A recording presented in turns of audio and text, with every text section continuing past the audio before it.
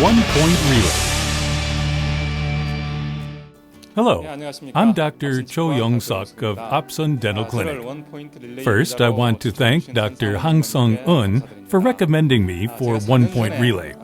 I remember when I first started One-Point Relay here 4 years ago. Many doctors have delivered wonderful lectures since then. Now that I'm back in One-Point Relay again, I had to contemplate the material that I wanted to discuss. Among the many topics that I want to discuss, I want to return to the basics and talk about basic surgical tools today on One-Point Relay.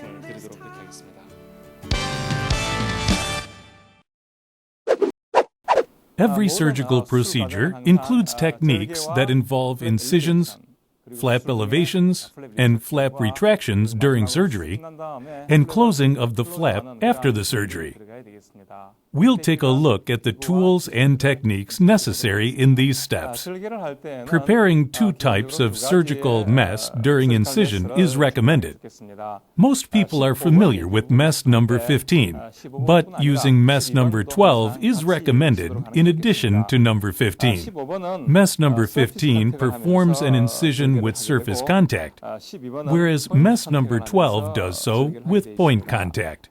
In particular, performing a crestal incision with mesh number 12 allows us to create a clean incision line at once in an irregular bone environment. It may be unstable due to its point contact nature, but we can obtain a cleaner, more precise incision line if we move the mesh with a firm finger rest. After the incision, we must elevate the flap, and it's important to use a good periosteal elevator. The most frequently used periosteal elevator is number 9 mold, which has an extremely sharp side and an extremely large dull side. You'll be skilled once you've familiarized yourself with the tool, but the tool itself is far from perfect. The tool I use the most is a periosteal elevator called P24G. It's relatively thin and very hard. We can perform detailed flap elevations using P24G. This elevator allows us to perform significantly cleaner and easier flap elevations. I strongly recommend using this P24G periosteal elevator. It's important to retract the flap well during the surgery. Although surgery usually begins with the dental mirror in the left hand of a dentist or an assistant, holding the mirror during surgery is not recommended. You must perform the surgery with the retractor in the left hand to open the flap accurately and obtain a better surgical view. I usually use 2 types of retractors, Selden retractor and Minnesota retractor. It's better for the person in the mouth corner to hold the Minnesota retractor. Therefore, the dentist performing the surgery should hold the Minnesota if the surgery is on the right side, and the assistant should hold the Minnesota if the surgery is on the left side. In actual surgery, the retractor should always retract the flap after flap elevation to obtain a good surgical view. Most beginners have the hardest time with suturing. The most important elements of suturing are tools and basic technique. To discuss the tool, first, a good needle holder must be used for good suturing. A good needle holder offers a good grip and possesses very fine tungsten carbide coating on the retentive tooth. These properties allow us to make thin sutures. Likewise, take a moment to see if there is a bevel on the middle tooth. If there is no bevel, the suture will constantly be caught by this region.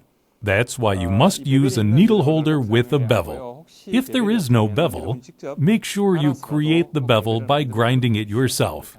It'll make the suturing procedure much easier. This pair of Adson forceps is also important. There are Adson forceps with or without a tooth. Although it appears that the tooth can grasp tissue more efficiently, it actually damages the tissue during surgery. So it's better to use the forceps without a tooth. I recommend using Adson forceps with no tooth. Recently, I organized a kit called Basic Surgical Instruments under my name. While giving lectures abroad, I experienced many difficulties during practical sessions due to the tools. So I organized this toolkit for easier surgery. It contains almost all of the contents I discussed above. Take a look. It contains a fine needle holder, Adson forceps without tooth, a Selden retractor, a Minnesota retractor, a P24G periosteal elevator, and a suction tip. I'm sure most of you had no problem with the suction tip, but it can cause some problems at times. So make sure you use an open metal suction tip. This tool is called an Auschenbein chisel, and it's my favorite tool. It's extremely useful in performing alveolarplasty or simply collecting the chin bone. So I included this tool here as well. It's not the complete full set, but these tools will allow you to perform most of the surgeries.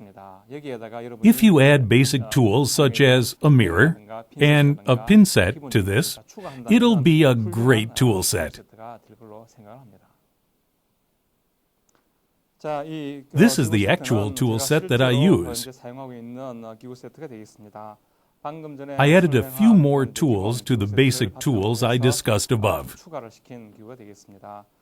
I always carry this tool set when I perform live surgery abroad because it allows me to perform almost all kinds of surgeries.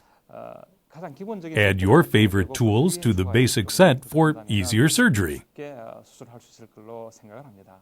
At this point, we'll watch the video of my actual surgery to see how to use the tools we just talked about. This is a slightly lingually placed incision. Now we make a lingually placed incision. I approach most of the incision lines with mess number 12. If you're not familiar with the tool, mess number 12 can be quite unstable. 저도 12번을 이렇게 루틴하게 쓰는 사람을 별로 본 적이 없어서 그러긴 한데 I had no problem with mess number 15 before I started using number 12. Once I got used to mess number 12, however, I could no longer make the incision I wanted with mess number 15. Although it can be difficult at first, you will learn that some incision lines cannot be created without mess number 12 once you're familiar with it. You can add a fulcrum to the frontal tooth and simply retract the flap using my favorite P24G elevator. Use this healthy tooth and push gently for easy retraction. The elevator doesn't push. Instead, it adds and rotates. It opens the gap with rotation. If you push incorrectly, you can lose control and stab.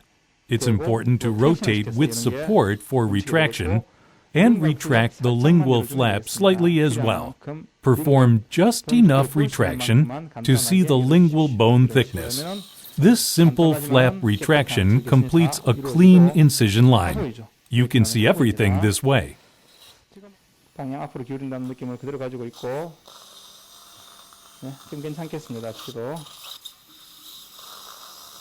됐고 The bone here isn't that hard at all. The bone tissue is somewhere between normal and soft bone. And I'll perform 4.0 drilling for starters. It's 4.0 by 8.5 millimeters. Although relaxing the open wrench from the outside doesn't seem like a big deal, it can result in a massive difference. People who perform the surgery with the open wrench inside the mouth will always face a problem. It can be hard to relax it inside the mouth, or you can even agitate the implant due to incorrect insertion. The open wrench must be rotated outside, and it should not enter the mouth. If the design were up to me, I would make it big enough so that the open wrench could not enter the mouth.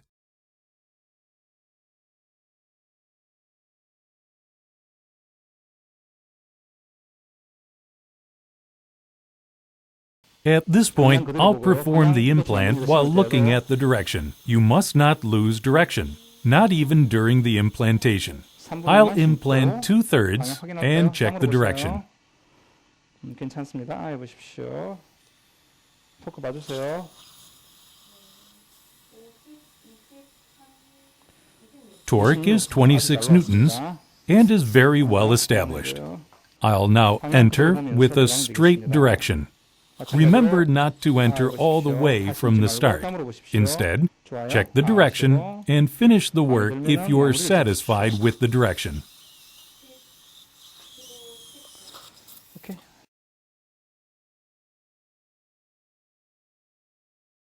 We must minimize the use of drive. Since it was relaxed once already, we can use our hands and detach it at once, like this. Suturing can be easy if the assistant helps you so that you have a clear view, like this.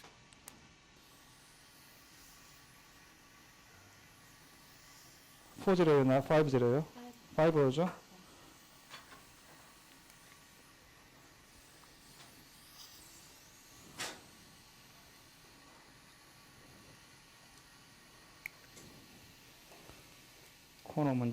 I'll start with the corner and proceed with a figure of 8 suture. 한번 피겨 8수로 가볼까요?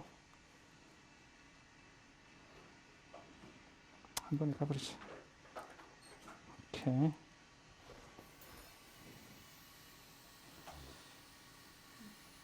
Yeah. 오케이.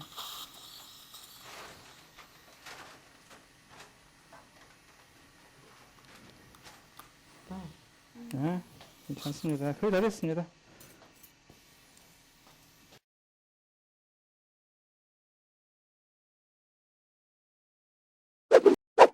I'll send the next one-point relay back to Dr. Lee Dae-hee, my closest friend and a respected clinician. I recommended Dr. E 1 year ago, and I'll return it to him again.